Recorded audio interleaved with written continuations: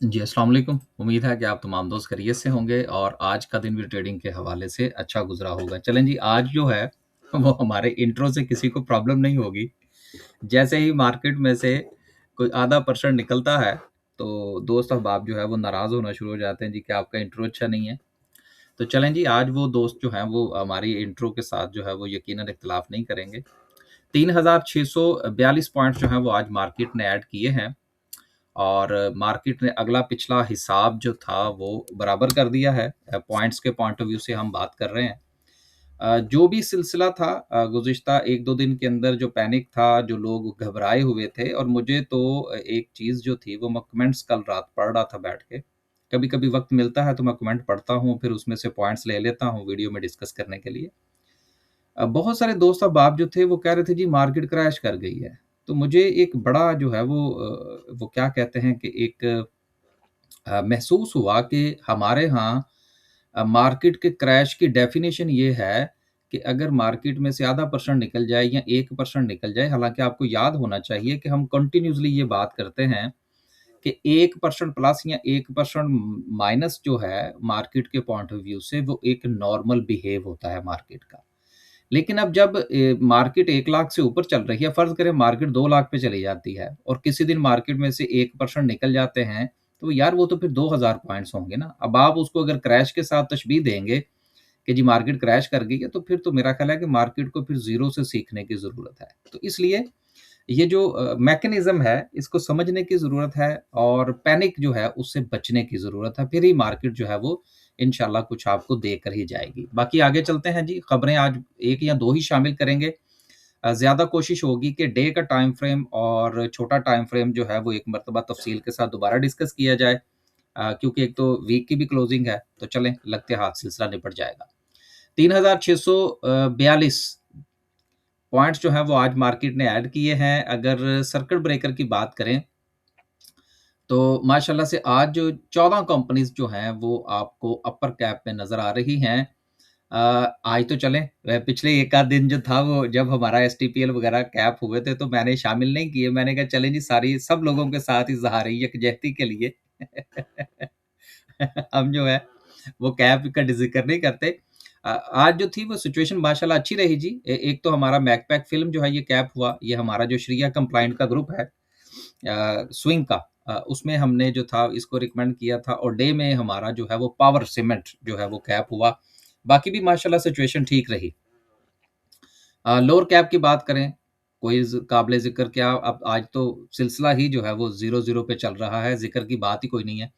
Overall बात करें तो जब मार्केट में प्रेशर था, उस वक़्त भी आपसे गुज़ारिश की थी कि 2 सेक्टर जिसमें ऑयल एंड गैस जो है वो लीड करता हुआ नज़र आ रहा है। हम पीपीएल को लेकर चल रहे थे और बैंकिंग सेक्टर 2 जो हैं वो इंडेक्स को उठाए हुए थे। बैंकिंग सेक्टर में फिर हमें अच्छी खासी प्रॉफ़िट टेकिंग देखने को मिली, लेकिन ऑयल एंड गैस जो है वो कंटिन्यू करता हुए जो है वो हमें नज़र आया। आज भी ऑयल एंड गैस और कमर्शियल बैंक्स की जो परफ़ॉर्मेंस है, वो रफ़ली एक जैसी है।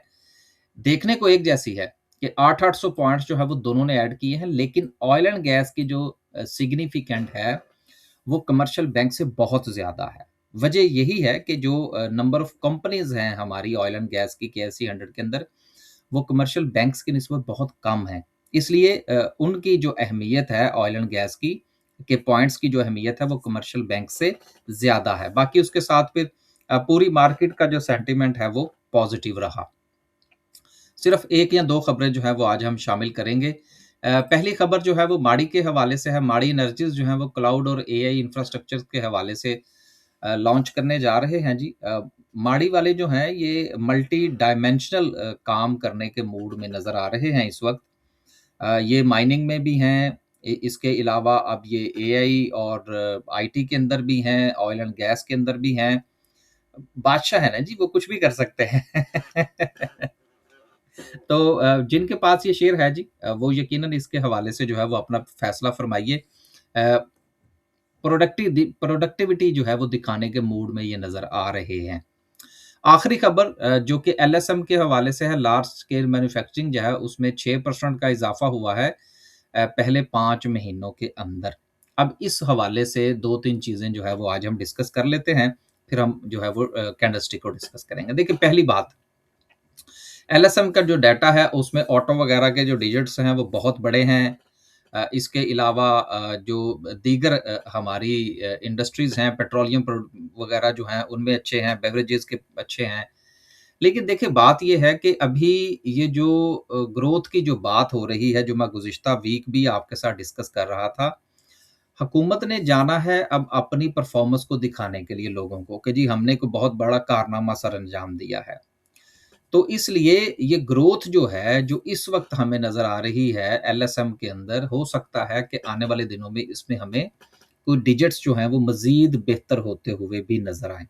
तो इस हवाले से परेशान होने की ज़रूरत नहीं है कि कोई जादू का चिराग जो है वो जलेगा और ये मामलात बेहतर हो जाएँगे। आईएमएफ से अब हमने थोड़े से जो है वो उनको समझ लीजिए कि उनकी चीज़ों को साइडलाइन करने की कोशिश करनी है ताकि हम ग्रोथ दिखाएँ और अवाम की नज़रों में भी अच्छा बनने की कोशिश करें। और ये मैं बार-बार जो है वो आपको याद दहानी करवा रहा हूँ कि आने वाले वक़्त में ये हमारे लिए नुकसानदेह होगा। लेकिन वक़्ती तौर पर बहरहाल बेजा-बेजा हो जाएगी जो हमारे पंजाबी में कहते हैं, लेकिन मार्केट इसका पॉज़िटिव इम्पैक्ट लेगी। अब डिस्कस करते हैं जी कैंडलस्टिक को और फिर जो है वो आपसे इजाज़त लेते हैं। मार्केट के हवाले से हमने ये 2 चैनल्स जो हैं वो डे के पॉइंट ऑफ व्यू से बना रखी हैं, जिसमें ये हमारी पहली चैनल थी और जब इसमें यहाँ पर ये ब्रेकआउट हुआ था, तो फिर उसके बाद जो है वो हमने ये नई चैनल जो थी वो बनाई थी। देखिए टेक्निकल एनालिसिस में आपने कैंडलस्टिक के पैटर्न के साथ चलना होता है। जहाँ-जहाँ पर वो आपको ब्रेकआउट दिखा रहा हो, आपने ब्रेकआउट आइडेंटिफ़ाई करना होता है, जहाँ पर वो रेजिस्टेंस दिखा रहा हो, आपने रेजिस्टेंस को आइडेंटिफ़ाई करना होता है, अपनी ख्वाहिश को साइडलाइन करके। अब किसका दिल चाहता है जी कि कैंडलस्टिक जो है वो रेड बने? लेकिन जब तक आप इमोशंस के साथ चलेंगे और अपनी मर्ज़ी को आप शामिल करने की कोशिश करेंगे, तब तक मार्केट से आपको कुछ नहीं मिलेगा। अब जो है वो जैसे ही मार्केट ने यहाँ पर ब्रेकआउट दिया था, तो उसके बाद हमने 2 रेजिस्टेंस जो थी वो आपके सामने रखी थी। एक रेजिस्टेंस जो थी वो 184 की थी, बाकी छोटे टाइम फ्रेम के ऊपर बात करेंगे इंशाल्लाह। और उसके साथ जो था वो नेक्स्ट लेवल जो था वो 191 का जो था वो हमने आपके साथ डिस्कस किया था, जो कि हमारी ये चैनल बता रही है कि यहाँ पर जो है वो मार्केट को रेजिस्टेंस का सामना करना पड़ सकता है। अब राइट एट द मोमेंट जो है वो मार्केट मुसलसल अपनी इस ट्रेंड लाइन को जो कि हमने ये वाली बना रखी है इसको रिस्पेक्ट करती हुई नजर आ रही। यहाँ से मार्केट ने ब्रेकआउट दिया था। अब जब मार्केट वापस आई है अपना हाई लगाने के बाद, तो अगेन मार्केट ने अपना जो लोअर हाई प्लेस किया है वो भी इसी ट्रेंड लाइन के ऊपर किया है। तो अब आप ये देखें मार्केट ने अपना एक हाई बनाया, हाई बनाने के बाद एक लोअर हाई बनाया है। अब लोअर हाई बनाने के बाद जो है वो मार्केट अब अपने नए हाई की तरफ जो है वो जाने के मूड में है। इस वक्त मार्केट ने अपना लोअर हाई जो था ये मार्केट ने अपना एक हायर हाई बनाया, उसके बाद ये लोअर हाई जो है वो प्लेस कर दिया है और इस ट्रेंड लाइन को मार्केट जो है वो कंटिन्यू करती हुई नज़र आ रही है। ये तो था हमारा डे का टाइम फ्रेम। अब जो है वो छोटे टाइम फ्रेम के ऊपर भी हम इसको डिस्कस कर लें, जो कि हम रोज़ाना डिस्कस कर रहे होते हैं आपके पास। इसके हवाले से हमने आपसे क्या गुज़ारिश की थी? कल हमने आपसे ये गुज़ारिश की थी कि मार्केट ने अपनी 181 की सपोर्ट जो है उसको कंटिन्यू किया है और उससे 1 दिन पहले मैंने आपसे ये गुज़ारिश की थी कि ये दरमियान में ट्रेड लेने से परहेज़ कीजिएगा, सपोर्ट पर रिस्क ज़रूर लिया करें। देखिए, रिस्क के बगैर स्टॉक मार्केट नहीं होती। अगर आप ये कहें जी कि मैं पुरसुकून तरीके से काम कर लूँ, तो वो स्टॉक मार्केट में सुकून नाम की चीज़ कोई नहीं है। आपको रिस्क हर जगह पर लेना पड़ेगा। फ़र्क सिर्फ़ ये है कि ये आप पे डिपेंड करता है कि आपने रिस्क यहाँ पर लेना है या यहाँ पर लेना है। मैं ज़ाती तौर पर ये समझता हूँ कि आपको सपोर्ट पर रिस्क लेना चाहिए। कल हमने जो आपसे गुज़ारिश की थी वो ये थी कि मार्केट जो है उसने अपनी सपोर्ट को रिस्पेक्ट किया है। हमने तो यहाँ पर ट्रेडिंग के लिए जो है वो ली हैं कुछ पोज़ीशंस, आपने भी यकीनन ली होंगी। अब रेजिस्टेंस ज़ोन के हवाले से मार्केट अपनी छोटे टाइम फ्रेम के ऊपर अब बात करने लगा हूँ। अपने अब रेजिस्टेंस ज़ोन के अंदर है इस वक़्त, जो कि 184,000 का ज़ोन है, जो हमने पहले ही आइडेंटिफ़ाई कर लिया हुआ है। अब यहाँ पर जो है वो मार्केट ने भी इसने इसको ब्रेक ज़रूर किया है, लेकिन फिर भी मंडे वाले दिन हो सकता है कि मार्केट जो है वो इस पे इसमें थोड़ा-सा प्रेशर ले।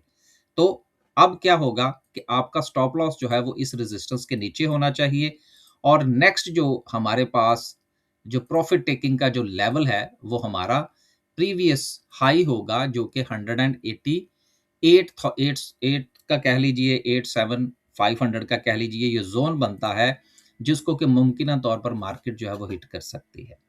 सो खुश रहें, आबाद रहें, अपने पोर्टफोलियो का ख्याल रखें और कोशिश ये करें कि मार्केट के साथ चलने का मूड बनाएँ अपना। मार्केट जो है वो कभी भी आपकी मर्ज़ी के मुताबिक नहीं चलेगी, एक बात। और आखिरी बात ये है कि मार्केट में एज़ ए रोबोट काम करें। रोबोट काम करने का क्या मकसद होता है? सपोर्ट पर आया है, बाय करें, स्टॉप लॉस लें, वेट करें। रेजिस्टेंस पर आया है, प्रॉफिट टेकिंग करें। This is called robotic reactions आपका जो है वो मार्केट के साथ। बाकी स्टॉक मार्केट है जी, यहाँ हर रोज़ मेला लगता है। आज थोड़ा-सा टाइम कम था, इसलिए 10 मिनट के अंदर 12 मिनट के अंदर जो है वो आपसे इजाज़त। और दूसरी बात ये है कि मंडे वाले दिन हो सकता है कि वीडियो अपलोड ना हो, लेकिन 99% मेरी कोशिश होगी कि मैं वक़्त निकाल के जो है वो आपकी खिदमत में हाज़िर हूँ और अपना ये सिलसिला जो है वो कंटिन्यूटी जो है वो जारी रहे। खुश रहें, आबाद रहें, बिल्कुल परेशान ना हुआ करें जब मार्केट में से कोई 200-400 पॉइंट निकल जाएँ। अल्लाह हाफ़िज़।